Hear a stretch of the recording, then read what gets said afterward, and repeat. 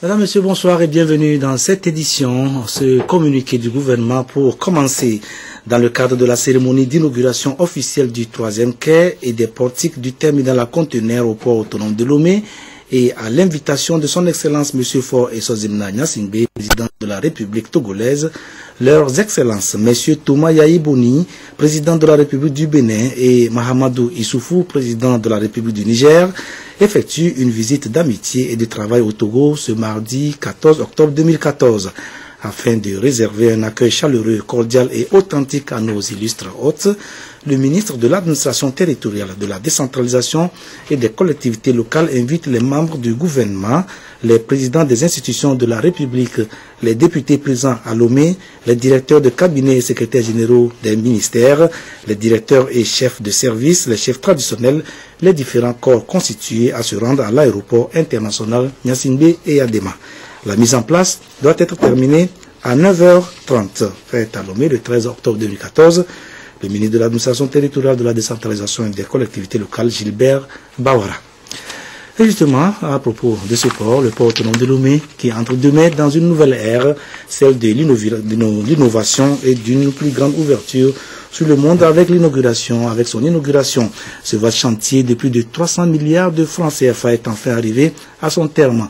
Long de 450 mètres avec un tirant d'eau de 15 mètres, ce quai va faire entrer notre port dans la famille des ports les plus modernes de la sous-région. De grandes capacités d'accueil des navires, augmentation du fret, célérité dans la décharge des conteneurs, bref, tout ce qu'il faut pour séduire les armateurs de par le monde. À moins de 24 heures de la réception officielle de l'ouvrage, Luc Assis et Pierre Soussoupo sont allés visiter les nouvelles installations.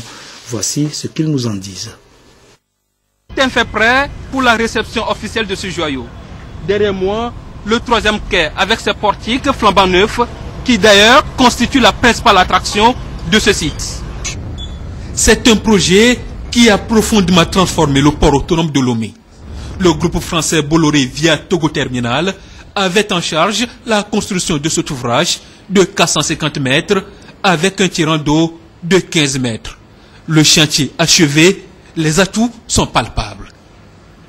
Nous avons la capacité d'avoir des bateaux plus grands, de plus grand tonnage, de plus grands emports. Vous me posez la question en tant que DG du port autonome de Lomé, ce n'est que tout bénéfique pour le port parce que qui dit capacité d'emport supplémentaire dit plus de mouvements, dit plus de conteneurs, dit aussi beaucoup plus de marchandises qui arrivent à travers le port autonome de Lomé. Même s'ils ne sont pas destinés directement au port autonome de Lomé, même s'il doit y avoir du transbordement, le transbordement aussi a un coût et qui vont permettre au port autonome de Lomé d'avoir encore un bilan beaucoup plus rayonnant. Au-delà de tous ces avantages, le port autonome de Lomé réaffirme sa position d'important outil de l'intégration régionale. Aujourd'hui, avec ce projet, il n'y a plus de difficultés majeures sur la route pour transporter le fret en transit à destination des pays de l'Interland. Donc, nous allons connaître un volume assez important du trafic parce que le port aura plus de capacité de servir tout ce monde, de servir les pays de l'Interland avec une certaine célérité parce que les équipements qui sont mis en place sont des équipements modernes. À ce jour, le port autonome de Lomé reste le bras maritime du Burkina Faso, du Mali et du Niger, dont les importations et les exportations représentent plus de 20% du volume des activités. À la Banque africaine de développement, on se félicite de ce lourd investissement et des retombées économiques. Ces gros investissements, nous les saluons. La Banque africaine de développement salue ces investissements et félicitons le gouvernement togolais pour deux raisons. Nous savons que les infrastructures, le déficit en infrastructures pénalise les économies de nos pays, en particulier les États comme le Togo qui sont sortis d'une crise. Mais on constate que depuis 2006, le Togo s'investit considérablement dans la réhabilitation de ces infrastructures économiques. Et le port, qui est un des poumons de l'économie togolaise, se focaliser là-dessus.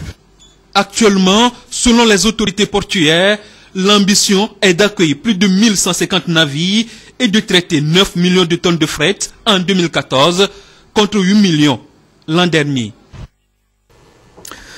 Je le disais en titre, un accord semble en vue entre le gouvernement et les centrales syndicales du Togo à propos du statut général de la fonction publique.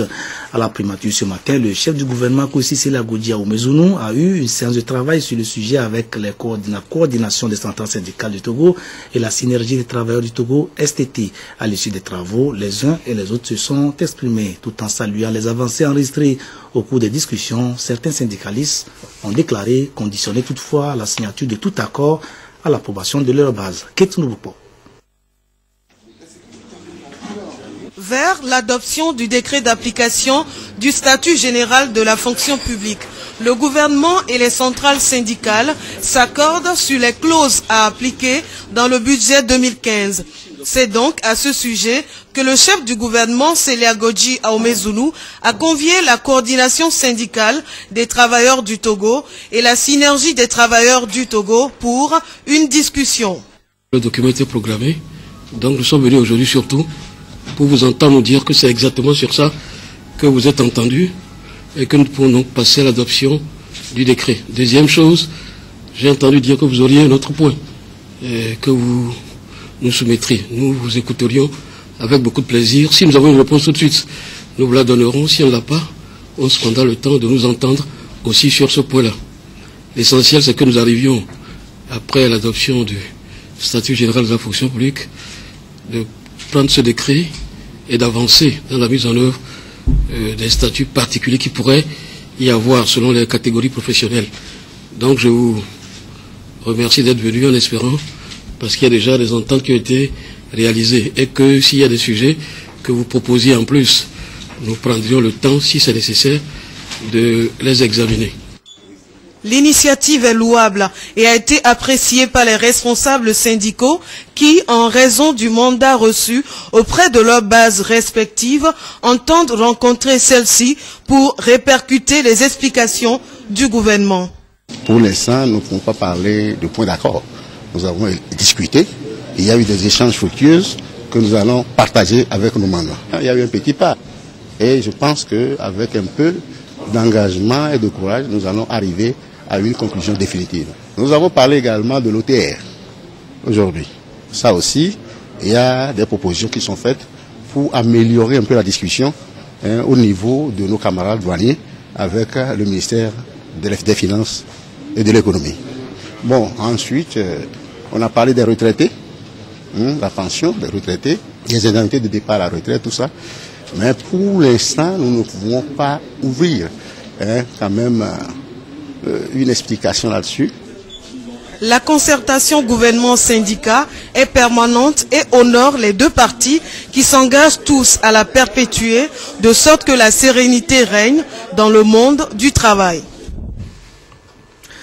Passation de commandement en série ce matin à l'état-major général des forces armées togolaises.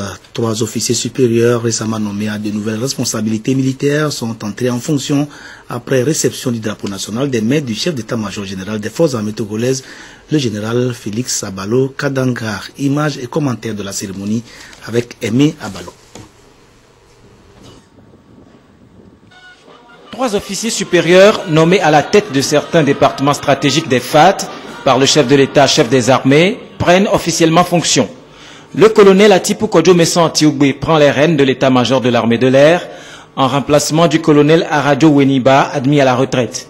Cette branche de l'armée compte 600 hommes. Moi, général, je mesure d'ores et déjà l'ampleur de la tâche qui m'attend.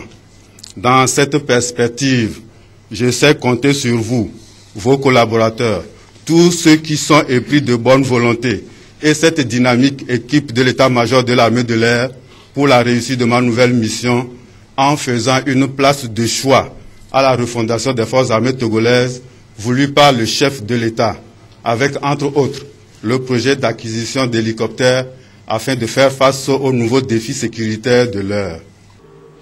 De gros défis sécuritaires s'imposent au nouveau patron de la marine togolaise, le capitaine de vaisseau Neyo Takunyadi. À l'aide des 400 éléments de ce corps, il devra s'investir à sécuriser les côtes togolaises en proie, tout comme l'ensemble du golfe de Guinée, aux attaques des pirates et trafiquants de divers acabits. C'est d'ailleurs pourquoi un haut conseil pour la mer a été créé. Nous nous engageons à servir la nation togolaise avec loyauté. Je me forcerai dans l'exercice de mes nouvelles responsabilités d'être à la hauteur de la confiance que son Excellence m'a faite et me montrer ainsi digne de son choix. À la gendarmerie nationale, la tâche s'annonce tout aussi rude pour le lieutenant-colonel Yotrofei Massina.